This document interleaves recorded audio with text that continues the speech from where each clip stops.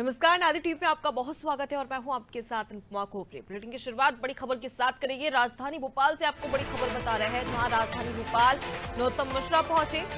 लौटते समय नरोत्तम मिश्रा का शायराना अंदाज भी नजर आया। आपको बता दें कि विधानसभा चुनाव में नरोत्तम मिश्रा को पराजय मिली, जहां पराजय के बाद शायराना अंदाज में नरोत्तम मिश्रा दिखने लग रहे हैं। आपको बता दें कि विधानसभा चुनाव हुआ था 17 नवंबर को 230 विधानसभा सीटों पर, जहां मध्य प्रदेश में 3 दिसंबर को परिणामों की घोषणा की गई और नरोत्तम मिश्रा गृह मंत्री है मध्य प्रदेश के। अब उन्हें करारी शिकस्त मिली है विधानसभा चुनाव में। दतिया विधानसभा सीट से नरोत्तम मिश्रा 2018 में चुनाव जीते थे विधायक का, और उसके बाद उन्हें गृह मंत्रालय दिया गया था केंद्र की ओर से। और उसी दौरान अगर अब देख लिया जाए तो उन्हें 2023 के विधानसभा चुनाव में एक करारी शिकस्त मिली है। इस दौरान उन्होंने ये भी कहा कि तमाम उनके कार्यकर्ता थे, पदाधिकारी थे, उन्हें संबोधन करते भी नजर आए और उनका ये भी कहना था कि मैं लौट कर जरूर वापस आऊंगा, ये उनका कहना था। और साथ ही उनका एक शायराना अंदाज भी नजर आया, जिसमें उन्होंने अपने शायराना अंदाज में कहा किस प्रकार से उन्हें हार मिली। उसके साथ ही वो अभी पराजित नहीं हुए हैं, आगे और अंतिम प्रयास तक वो कोशिश करेंगे। लगातार आने वाले चुनाव में एक बार फिर से वो जीत हासिल करेंगे, ये उनका कहना है। और उनका ये भी कहना है कि मैं वापस लौटकर जरूर आऊंगा। तमाम जो कार्यकर्ता, उनके जो समर्थक थे, उनका मनोबल भी बढ़ाते नजर आए दतिया में। और देखिए, करारी शिकस्त, क्योंकि गृह मंत्रालय उनके पास था, ये गृह मंत्री थे मध्य प्रदेश में, और इस दौरान उन्हें इस प्रकार की हार मिलना कहीं ना कहीं एक बड़ा सबक है यहाँ पर नरोत्तम मिश्रा के लिए। ज्यादा जानकारी लेंगे, हमारे साथ में संवाददाता विवेक जुड़ गए। विवेक, राजधानी भोपाल में नरोत्तम मिश्रा का शायराना अंदाज नजर आया। हालांकि विधानसभा चुनाव में उन्हें पराजय हासिल की है, लेकिन दूसरी ओर देखा जाए तो उनका यह भी कहना था कि मैं लौटकर जरूर आऊंगा। बिल्कुल, दतिया में नरोत्तम मिश्रा के खिलाफ जनता ने वोट किया और नतीजा रहा कि गृह मंत्री नरोत्तम मिश्रा चुनाव हार गए। और इस हार की वजह को वो जरूर कोशिश कर रहे हैं कि आखिर चूक कहाँ हुई, और ये बात कहते नजर आए कि संभवतः दतिया के विकास की कुछ कमी रह गई, या फिर जनता ने उन्हें प्यार नहीं दिया, जिसका नतीजा रहा कि वो चुनाव हार गए। अब सवाल ये है कि नरोत्तम मिश्रा इस बात को लेकर कह रहे हैं कि वो फिर लौट के आएंगे, और शायराना अंदाज में ये भी कह रहे हैं कि उनके चर्चे जीतने वाले ज्यादा उनकी हार के चर्चे हो रहे हैं। हार के चर्चे तो स्वाभाविक है कि होंगे, क्योंकि गृह मंत्री थे, बतौर गृह मंत्री चुनाव हारना, इसलिए सबकी चर्चा का विषय है। राजेंद्र भारती से चुनाव हारे हैं। राजेंद्र भारती कांग्रेस के प्रत्याशी रहे हैं और लगातार तो पिछले कई चुनावों में भारती ने नरोत्तम मिश्रा के सामने कई बार चुनौतियां खड़ी थी। पिछला चुनाव भी ज्यादा मार्जिन से नरोत्तम मिश्रा नहीं जीते थे। इस बार भी उन्हें 8 से 10 हजार वोटों से हार का सामना करना पड़ा। ऐसे में अब नरोत्तम मिश्रा की क्या भूमिका रहेगी? दतिया में काफी सक्रिय रहे और दतिया के आसपास की सीटों पर भी नरोत्तम मिश्रा का प्रभाव रहा। और सबसे हैरत की बात रही कि नरोत्तम मिश्रा बतौर गृह मंत्री चुनाव हारे, और जब हारे तो उनके बेटे पे हमला हो गया। ये आश्चर्यजनक बात है कि लोगों ने आखिर हमला क्यों किया, आखिर इसके पीछे की वजह क्या है? नरोत्तम मिश्रा अपने कार्यकर्ताओं से बात करते हुए भावुक तक हो गए। उन्हें भरोसा नहीं था कि वो चुनाव हार जाएंगे, और यही कारण है कि वो कहे कि लौट के फिर से आएंगे। और कार्यकर्ताओं को उन्होंने आश्वासन दिया कि दतिया में लगातार बने रहेंगे, जो भी विकास के कार्य है वो जारी रहेंगे। जी विवेक, अगर बात कर ली जाए तो बड़ा कारण यहाँ पर क्या स्पष्ट हो रहा है? जैसे कि आपने भी ग्राउंड जीरो पर रिपोर्टिंग की है, तो लोगों के बीच क्या चर्चाएं हैं कि एक तो क्या सक्रियता कम थी दतिया में, या फिर दूसरा कि एंटी इनकम्बेंसी इनके खिलाफ थी, इसी वजह से इन्हें हार का सामना करना पड़ा? देखिए, इसके पीछे कई कारण हो सकते हैं, लेकिन अभी जैसे कि बीजेपी ये कह रही है कि जिन सीटों पे हार हुई है उसकी समीक्षा की जाएगी कि आखिर कारण क्या रहा। एंटी इनकम्बेंसी बात तो मुख्यमंत्री शिवराज सिंह चौहान तक नकार चुके हैं कि मध्य प्रदेश में कोई एंटी इनकम्बेंसी नहीं है। ऐसे में एंटी इनकम्बेंसी कहना ये एक जल्दबाजी होगी, क्योंकि बतौर गृह मंत्री एंटी इनकम्बेंसी होती तो पार्टी उन्हें टिकट तक न देती, क्योंकि गृह मंत्री के क्षेत्र में उन्हें चुनाव लड़ाया जाए और उसके बाद एंटी इनकम्बेंसी ऐसी स्थिति है तो फिर पार्टी इस पर विचार जरूर करती है। लेकिन बीजेपी ने पूरे भरोसे के साथ उन्हें टिकट दिया जी बिल्कुल, तो ऐसे में देखने वाली बात होगी विवेक कि आगे क्या नरोत्तम मिश्रा का कदम होगा, आगे क्या वो फैसला लेते हैं। आप हमारे साथ में बने रहिए, आगे भी आपसे बड़ी खबर पर अपडेट होगी। तो देखिए, गृह मंत्रालय इनको दिया गया था, लेकिन उसके बावजूद भी यहाँ पर गृह मंत्री नरोत्तम मिश्रा की एक करारी शिकस्त हुई है। अब चर्चाएं की जाएगी, बैठकों का दौर शुरू हो जाएगा कि आखिर बीजेपी जिन विधानसभा सीटों पर हारी है, आखिर वहां पर क्या वजह थी, क्या कारण था, या फिर क्या कमी रहेगी जिसकी वजह से वो सीटें हार गई। यहाँ पर सिर्फ नरोत्तम मिश्रा की बात नहीं कर रहे, बल्कि 12 ऐसे मंत्री, 31 मंत्री हैं मध्य प्रदेश में, और उसके साथ ही साथ ऐसे 19 मंत्री हैं जिन्होंने जीत हासिल की है 2023 के विधानसभा चुनाव में। लेकिन 13 मंत्री ऐसे हैं, 12 से 13 मंत्री ऐसे हैं जिन्हें हार का सामना करना पड़ा, जिनमें से नरोत्तम मिश्रा भी एक है। और ये हार कहीं ना कहीं चौंकाने वाली है, क्योंकि गृह मंत्रालय इनके पास था, कानून व्यवस्था से संबंधित तमाम जो निर्देश थे वो इनके द्वारा दिए जाते थे। उसके बावजूद भी इतने बड़े मंत्री की करारी शिकस्त कहीं ना कहीं एक बड़े सवाल खड़े करती है। बीजेपी में तो जो विधानसभा सीटें हारी उस पर मंथन जारी है, लेकिन मध्य प्रदेश में कांग्रेस की बात कर ली जाए तो कांग्रेस भी लगातार मंथन करने वाली है। आपको बता दें कि पीसीसी अध्यक्ष कमलनाथ ने बैठक बुलाई है, जहां कांग्रेस की हार की समीक्षा के लिए बैठक बुलाई गई। प्रत्याशी और विधायकों को फीडबैक देने बुलाया गया है, जहां आखिर चुनाव में कहां कांग्रेस की बुरी तरह हार हुई है, इस पर चर्चा की जाएगी। साथ ही कमलनाथ आलाकमान को रिपोर्ट भी देंगे। प्रत्याशी और विधायकों को अनिवार्य रूप से बुलाया गया है, जहां कांग्रेस के प्रदेश कार्यालय में बैठक होगी। साथ ही आगे की रणनीति के लिए विपक्ष में बैठने के लिए कांग्रेस तैयार है, ये पीसीसी चीफ कमलनाथ का कहना है। तो देखिए, अब हार पर मंथन किया जाएगा कि आखिर क्या वजह थी, क्या कारण था और क्या कमी रहेगी जिसकी वजह से कांग्रेस को करारी शिकस्त यहां पर मिली है। विवेक हमारे साथ में जुड़े हुए, लगातार उनका रुख कर लेते हैं। विवेक, कमलनाथ की इन बैठकों को लेकर और लगातार ये भी आरोप लगाया जा रहा था कांग्रेस पर कि सक्रियता कम थी क्षेत्र में। अब ऐसे में एक ही बात मेरे जहन में आ रही है इस बैठक को लेकर कि अब पछताए होत क्या जब चिड़िया चुग गई खेत। कहीं ना कहीं ये एकदम सटीक बैठता है कांग्रेस पर। देखिए, बड़ी चुनौती है कांग्रेस के सामने इस मध्य प्रदेश के अंदर, क्योंकि इतनी बुरी हार का नतीजा मिला है कांग्रेस को कि इसका अंदाजा कमलनाथ और दिग्विजय खुद कांग्रेस की आलाकमान ने नहीं किया होगा। और इतना खराब मैंडेट मिलने के बाद माना जा रहा था कि कमलनाथ दिल्ली वापस लौट जाएंगे। और कल जब मुख्यमंत्री शिवराज सिंह चौहान को बधाई देने के लिए पहुंचे तो लोगों ने उनसे पूछा कि क्या वो दिल्ली वापस जा रहे हैं, तो उन्होंने कहा कि वो दिल्ली वापस क्यों जाएंगे, यानी कि कमलनाथ अभी भी मोर्चे पे टिके हुए हैं जी। उनके लिए मध्य प्रदेश एक बड़ी चुनौती है। और उन्होंने कहा था कि मतदाताओं पर उनका भरोसा है।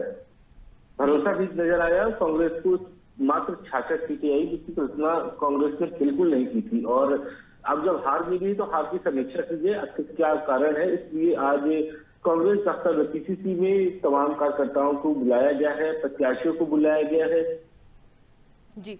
तो बिल्कुल विवेक, अब ऐसे में समझा जा सकता है कि इस प्रकार से यहाँ पर मंथन किया जा रहा है। लेकिन अगर हम बात करें तमाम प्रत्याशियों की, विधायकों की, तो उनसे भी फीडबैक लिया जाएगा। तो इस दौरान कौन कौन सी चर्चाएं हो सकती है और क्या कमी रह गई आखिर कांग्रेस की, और ऐसी क्या वजह थी जिसकी वजह से एक करारी शिकस्त यहाँ पर मिली है।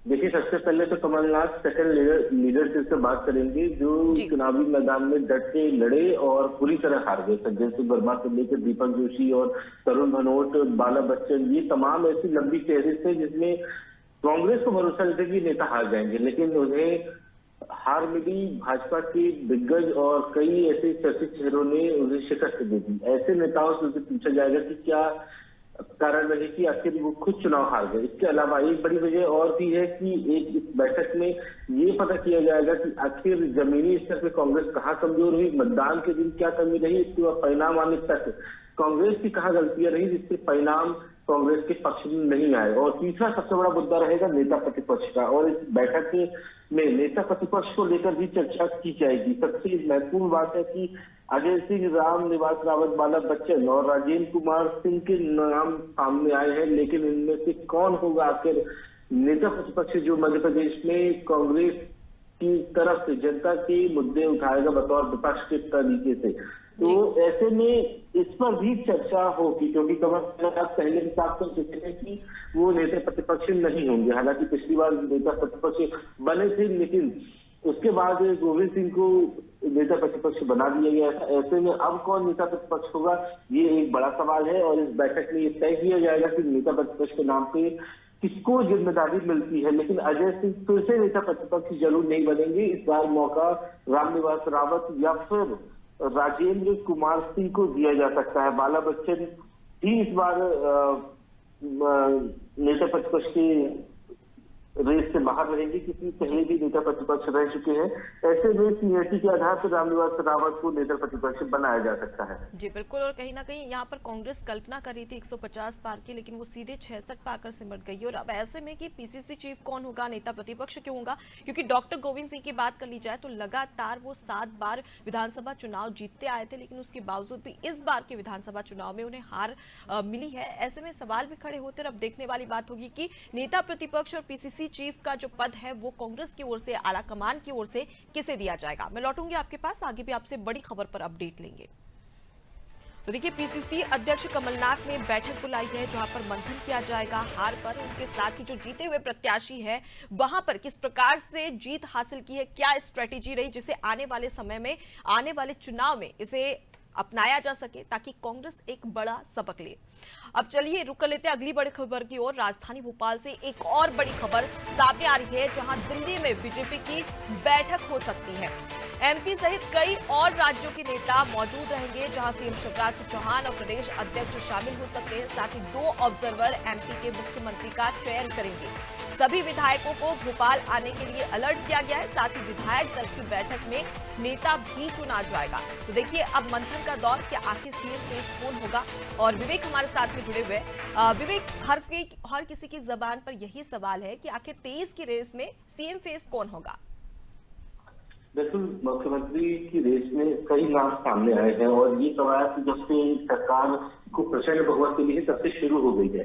अब ऐसे में सवाल है कि आखिर किसे मुख्यमंत्री चुना जा सकता है और इसके लिए दिल्ली में नेताओं की मुलाकात करनी है। इससे पहले नरेंद्र सिंह तोमर भी दिल्ली पहुंचे हैं, साथ ही कैलाश विजयवर्गीय भी जेपी नड्डा से चर्चा कर चुकी है और प्रहलाद पटेल भी केंद्रीय गृह मंत्री और राष्ट्रीय अध्यक्ष जेपी नड्डा से बैठक या मुलाकात कर चुके हैं। अब ऐसे में सवाल है कि मुख्यमंत्री के अभी तक दिल्ली में बातचीत नहीं हुई है, यानी कि मुख्यमंत्री दिल्ली नहीं पहुंचे हैं। माना जा रहा है कि आज संभवतः पार्लियामेंट कमेटी की बैठक हो और इसके लिए मुख्यमंत्री शिवराज सिंह दिल्ली जाते हैं तो ये तय हो जाता है कि इस पार्लियामेंट्री बोर्ड के बाद भी 2 ऑब्जर्वर भेजे जाएंगे। इसी के आधार पर मध्य प्रदेश में एक विधायक की बैठक बुलाई जाएगी, जिसमें औपचारिक आधार के तौर पर मुख्यमंत्री के चेहरे का नाम का ऐलान किया जा सकता है। और पार्टी ने जरूर कहा था कि ये पार्टी का निर्णय है और उसी के आधार पे बाद में चुनाव परिणाम आने के बाद ही घोषित किया जाएगा कि आपके मध्य प्रदेश का मुख्यमंत्री कौन होगा।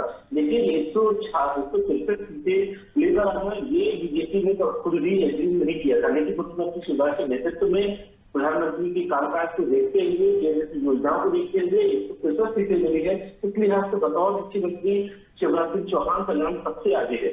जी बिल्कुल, और इस बार देखना ये भी दिलचस्प होगा क्योंकि कई ऐसे दिग्गज नेता है मध्य प्रदेश में जो सीधे तौर पर कहीं ना कहीं वो सीएम फेस होने का दावा भी कर चुके हैं। चाहे हम कैलाश विजयवर्गीय की बात करें, नरेंद्र सिंह तोमर की बात करें या फिर प्रहलाद पटेल की बात करें।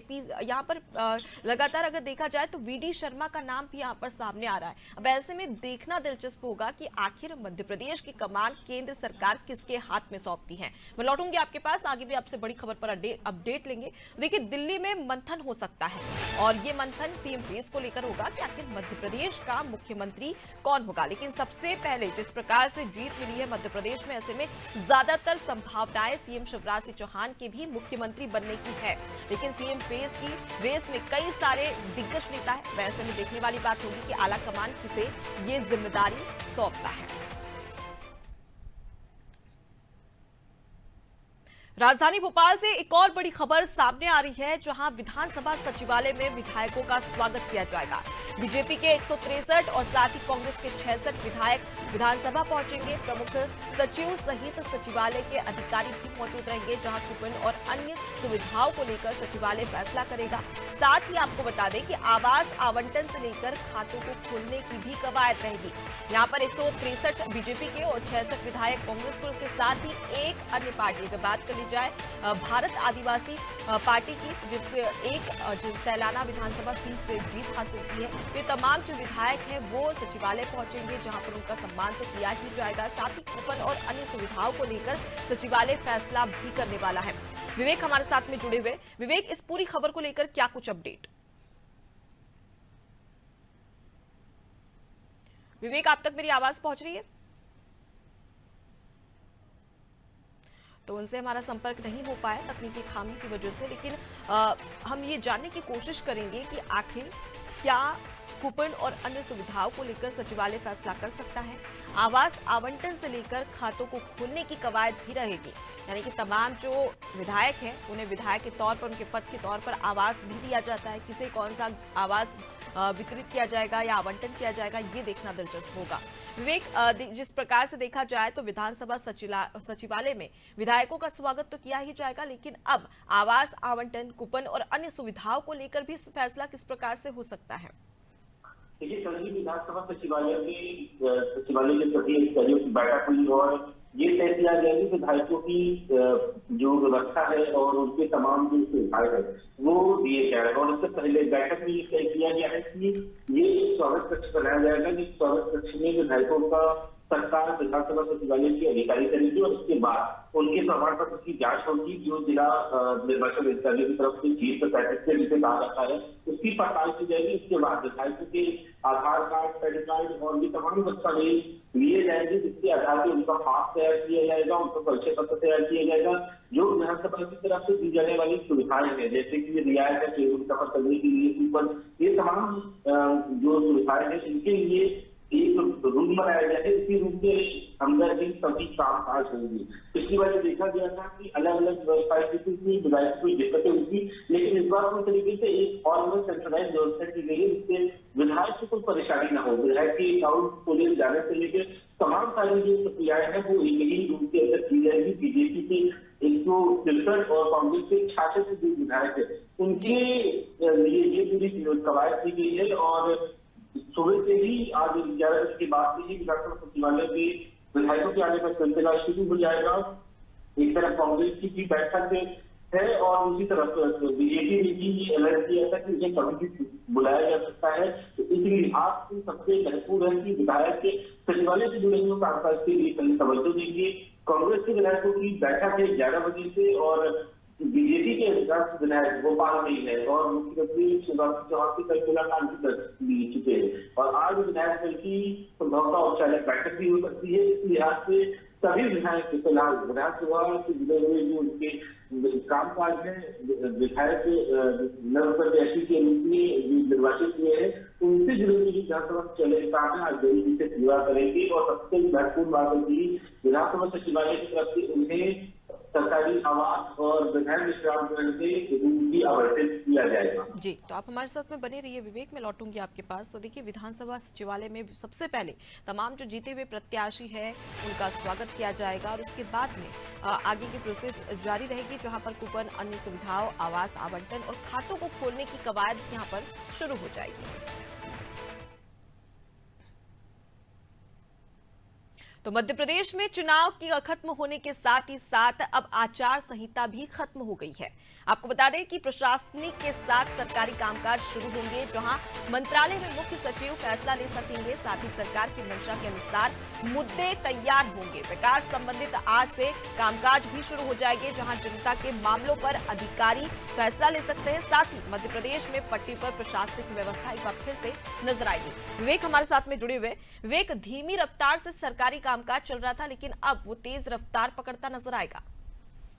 बिल्कुल, सबसे महत्वपूर्ण बात है करीब 59 दिन के बाद मध्य प्रदेश में आचार संहिता खत्म हुई है और 6 अक्टूबर को आचार संहिता मध्य प्रदेश में प्रभावी हो गई थी और उसके बाद से कोई भी नीति और नए साधन नहीं शुरू हुए थे। लेकिन अब आचार संहिता खत्म किए जाने की घोषणा केंद्रीय चुनाव आयोग की तरफ से कर दी गई है और अब मध्य प्रदेश में सरकारी कामकाज में रफ्तार देखने के लिए मैंने भी खासतौर पर मंत्रालय से लेकर प्रदेश स्तर पे कलेक्टर स्तर पे और कमेटियां बनी हुई है, नए वर्क ऑर्डर जारी हुए, नए टेंडर की प्रक्रिया भी शुरू हो जाएगी। साथ ही जो वित्त संबंधी फैसले हैं वो भी मुख्य सचिव ने दिए कि पिछले दिन मुख्य सचिव का ऐलान हो गया था बतौर वीजा धारा मध्य प्रदेश की मंत्री बनी थी, लेकिन आचार संहिता होने के चलते कोई भी नए कामकाज की आगे समीक्षा नहीं थी। लेकिन अब आचार संहिता पूरी तरीके से खत्म हो चुकी है।